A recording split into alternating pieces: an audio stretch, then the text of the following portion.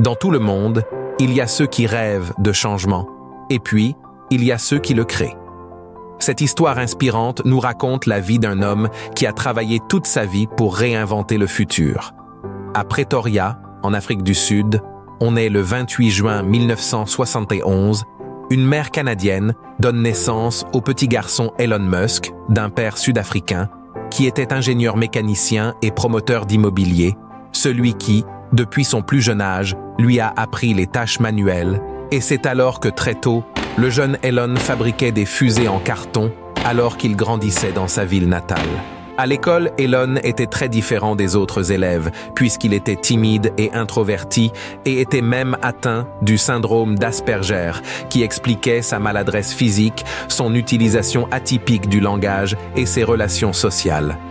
Elon aimait beaucoup passer du temps dans la lecture, à tel point qu'il parvenait même à dévorer 2 livres par jour. Et il se plongeait surtout dans cet univers en lisant particulièrement des BD sur l'espace, et cette habitude allait façonner son rêve de partir très loin dans l'espace. En 1980, suite au divorce de ses parents, le petit Elon avait décidé de rejoindre son père Errol pour vivre avec lui, et tout à coup, ça allait être le début d'une vie étrange et difficile pour lui, puisqu'il commençait à subir de la violence physique et psychologique chez son père, et cette situation renforçait son envie de partir à l'aventure et de découvrir un monde inexploré. Un jour, pendant que son père et lui promenèrent dans un supermarché, ils étaient rentrés dans un magasin de musique, et l'attention du petit Elon de 10 ans allait être tout simplement attirée par un objet. C'était un Commodore VIC-20, un ordinateur, et du coup, il exigeait à son père de le lui acheter.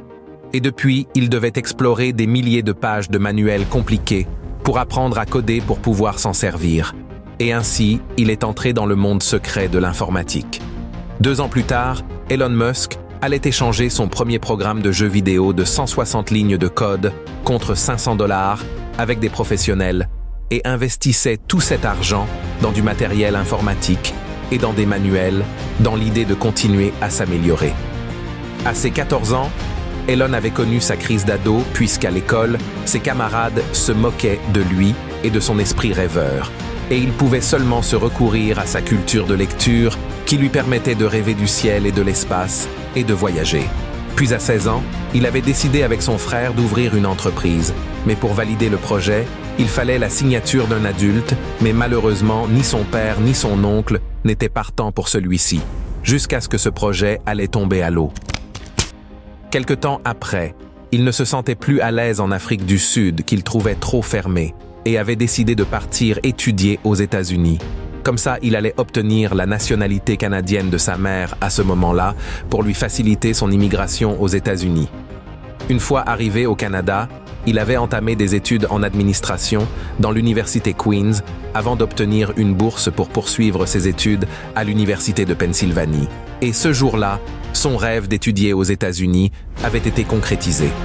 Des années après, Elon était diplômé en économie et en physique et puis a débuté un doctorat à Stanford. Mais très peu de temps après, soit 2 jours, il avait abandonné, ayant alors décidé de se confier plutôt à son intuition qu'il pourra bien mieux changer le monde avec l'Internet que les physiques et s'y était lancé. Ainsi, il va fonder en 1995 sa première société Zip2 avec son frère et un camarade, une société qui aidait les médias à se développer sur le web. Et celle-ci était rachetée 4 ans plus tard pour plus de $300 millions. Et voilà, à 28 ans, Elon Musk était devenu millionnaire et ayant refusé de s'en contenter, la même année, il allait cofonder l'entreprise qui deviendra plus tard PayPal, qui sera rachetée elle aussi 3 ans plus tard pour $1,5 milliard. Et encore une fois, Elon voyait sa fortune augmenter considérablement. En 2002, Elon avait fondé sa 3e société Space Exploration Technologies, SpaceX, pour construire des fusées à prix abordable en vue de rendre possible la colonisation de Mars, un projet révolutionnaire et fou qui allait être connu de tout le monde 20 ans plus tard. Et en 2012, SpaceX est rentré dans l'histoire en étant la première société privée sur la Station spatiale internationale à envoyer un vaisseau spatial. Et à ce moment, Elon Musk commençait à marquer son époque.